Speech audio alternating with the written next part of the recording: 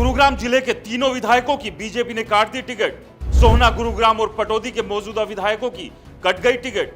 संजय सिंह, सुधीर सिंगला और सत्यप्रकाश जरावता को नहीं मिलेगी टिकट। नए और कुछ पुराने चेहरों को चुनाव के मैदान में उतारेगी बीजेपी। नमस्कार दोस्तों, मेरा नाम है राज के वर्मा और आप देख रहे हैं रिपोर्टर जी। अगर आपने रिपोर्टर जी चैनल को सब्सक्राइब नहीं किया तो दोस्तों सबसे पहले चैनल को सब्सक्राइब जरूर कर लीजिए और लाइक और कमेंट्स करना तो बिल्कुल मत भूलिए। चलिए एक बार फिर से विधानसभा चुनाव की बात करेंगे।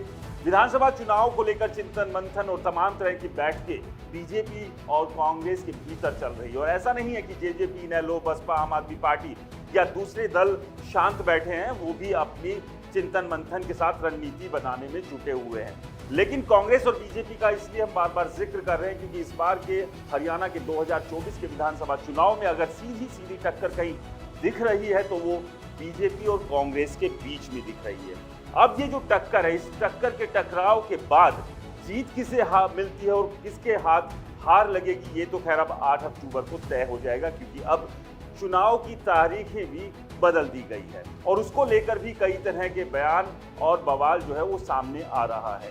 बीजेपी का अपना तर्क था जो चुनाव आयोग को चिट्ठी लिखी थी उसमें, और अब चुनाव आयोग ने तारीखें बदल दी है तो कांग्रेस और दूसरे दल बीजेपी और चुनाव आयोग पर हमलावर है।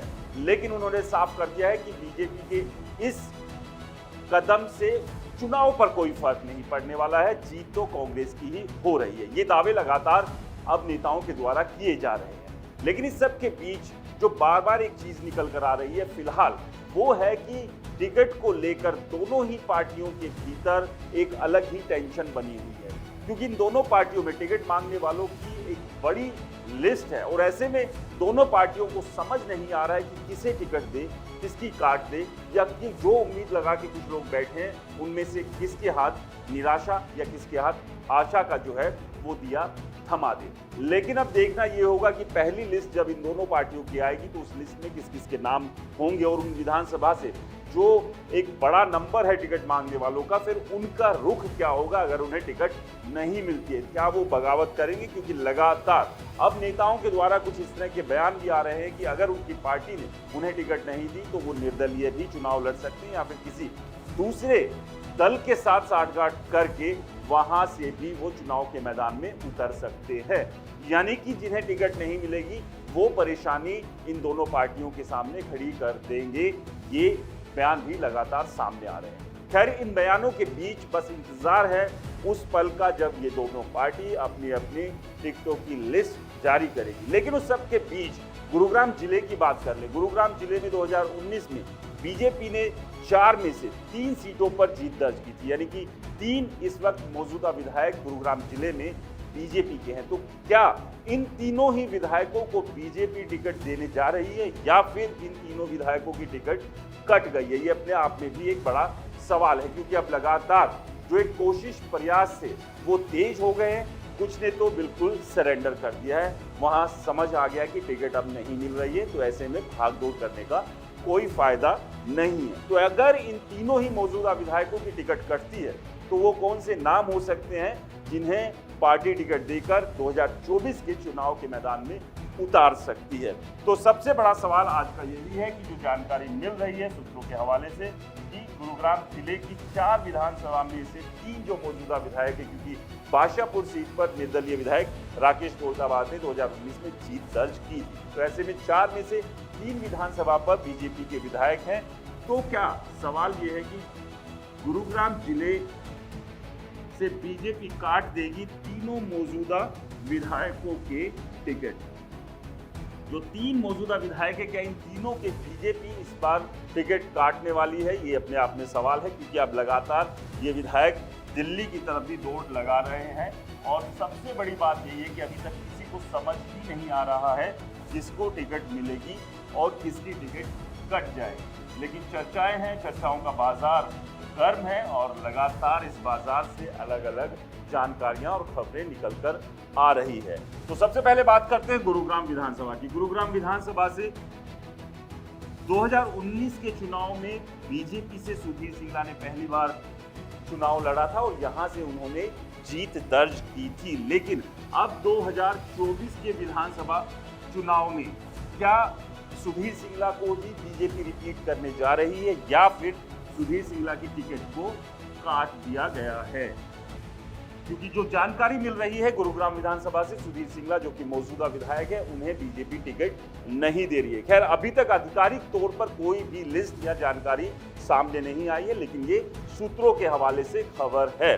और जब भी पहली लिस्ट आएगी, और जिसकी संभावना हो सकता है कि आज रात या कल तक पहली लिस्ट बीजेपी की जारी हो जाए और उसमें गुरुग्राम विधानसभा का भी जिक्र हो। अगर गुरुग्राम विधानसभा का जिक्र उस लिस्ट में होगा तो क्या सुधीर सिंगला उस लिस्ट से नदारद होंगे, उस लिस्ट से गायब होंगे, सुधीर सिंगला की टिकट काट दी जाएगी। अब अगर सुधीर सिंगला की टिकट काट दी जाती है तो ये टिकट किसे मिलने की सबसे ज्यादा संभावना है? वैसे तो गुरुग्राम से एक लंबी चौड़ी लिस्ट है जो टिकट की दावेदारी ठोक रहे थे और काफी सालों से लगातार लोगों के बीच जाकर अपना पक्ष, अपने आप को मजबूती से पेश कर रहे थे। लेकिन जो अभी सूत्रों के हवाले से जानकारी आ रही है, जो अब सबसे मजबूत उम्मीदवार के तौर पर अगर कोई सामने आ रहा है जिसे टिकट अगर बीजेपी देने जा रही है, फिलहाल जो अभी तक की जानकारी है गुरुग्राम विधानसभा से, तो वो नाम है मुकेश शर्मा का, जिसके बारे में हमने पहले भी जिक्र किया था कि मुकेश शर्मा की टिकट फाइनल बीजेपी ने कर दिए। क्वेश्चन मार्क के साथ हमने वो जिक्र किया था, क्योंकि जब तक लिस्ट जारी नहीं हो जाती, फिलहाल ये संभावना और सूत्रों के हवाले से खबरें हैं। तो अब ऐसे में मुकेश शर्मा को ये टिकट जा सकती है। वैसे आमतौर पर जो देखा गया गुरुग्राम विधानसभा को लेकर, वैश्य और पंजाबी बिरादरी के ही उम्मीदवार जो है वो पार्टियां उतारती रही है। लेकिन ऐसा नहीं है कि सिर्फ वैश्य और पंजाबी पार्टी बिरादरी से ही पार्टियां उम्मीदवार उतारती रही है। जाट और इसके अलावा दूसरी कास्ट से भी बहुत पहले शुरुआती दौर में उम्मीदवार रहे थे। इसके अलावा जाट समुदाय से सुखबीर कटारिया और गोपीचंद गहलोत निर्दलीय चुनाव लड़े थे और उन्होंने जीत भी हासिल की थी। तो ऐसे में इस बार क्या बीजेपी ब्राह्मण चेहरे की तरफ जाएगी और क्या पहली बार बीजेपी किसी ब्राह्मण नेता को टिकट देकर चुनाव मैदान में उतारेगी? तो ये अपने आप में पहला एक्सपेरिमेंट जो है वो होगा जो बीजेपी कर सकती है अगर मुकेश शर्मा को टिकट देती है। बाकी इस लाइन में, इस कतार में और भी काफी नाम है। इससे पहले स्वामी धर्मदेव को लेकर एक खबर चली थी और वो पुख्ता खबर थी कि स्वामी धर्मदेव को बीजेपी हाईकमान टिकट देना चाहती है। एक तरह से स्वामी धर्मदेव की टिकट को बीजेपी हाईकमान ने फाइनल कर दिया था, लेकिन स्वामी धर्मदेव ने चुनाव ना लड़ने की इच्छा जाहिर की और उसके बाद अब नए विकल्प के तौर पर मुकेश शर्मा का नाम आ रहा है। लेकिन इसके अलावा नवीन गोयल, सुधीर सिंगला जो कि मौजूदा विधायक है, तो इसके अलावा भी कई ऐसे दावेदार हैं जो लगातार अपना दावा ठोक रहे हैं। तो अब देखना ये होगा जब पहली लिस्ट आती है तो उस लिस्ट में मुकेश शर्मा का ही नाम होता है या फिर रातों रात कोई बड़ा उलटफेर होकर कोई नया नाम इसमें सामने आ सकता है। इसके अलावा बाकी दो और कौन कौन सी विधानसभा है उस पर भी बात कर लेते हैं कि अगर मौजूदा विधायकों की टिकट यहाँ पर कटती है तो फिर ये टिकट किसको मिलने वाली है। तो अगला है सोहना विधानसभा। तो सोहना विधानसभा से संजय सिंह बीजेपी के मौजूदा विधायक हैं और नायब सिंह सैनी सरकार में मंत्री है। तो ऐसे में कहीं ना कहीं उन्हें इस बात की उम्मीद थी कि उनकी टिकट नहीं कटेगी। लेकिन सोहना विधानसभा से भी जो जानकारी निकल कर आ रही है, मंत्री संजय सिंह की टिकट भी बीजेपी काटने जा रही है, यानी कि उनकी टिकट पर भी कैची अब बीजेपी चला सकती है। और इस जानकारी के बाद से लगातार संजय सिंह अब दिल्ली में अलग अलग नेताओं के पास जा रहे हैं, मिल रहे हैं, कोशिश यही कर रहे हैं कि उनकी टिकट जो कि कट सकती है वो टिकट ना कटे। और उस कवायद में जो है अब संजय सिंह जुटे हुए हैं। लेकिन सोहना विधानसभा में भी मौजूदा विधायक और मंत्री संजय सिंह के सामने मुश्किलें हैं। 2019 में भी बीजेपी ने संजय सिंह को टिकट दी थी और उन्होंने यहां पर जीत दर्ज की। लेकिन अब 2024 में हालात अलग बन रहे हैं। संजय सिंह को रिपीट करने के मूड में बीजेपी नहीं दिखाई दे रही है, क्योंकि बीजेपी अच्छे से जानती है कि इस बार के हरियाणा के विधानसभा चुनाव आसान नहीं रहने वाले हैं। तो ऐसे में एक एक उम्मीदवार का सिलेक्शन जो है वो सोच समझ के कर रही है।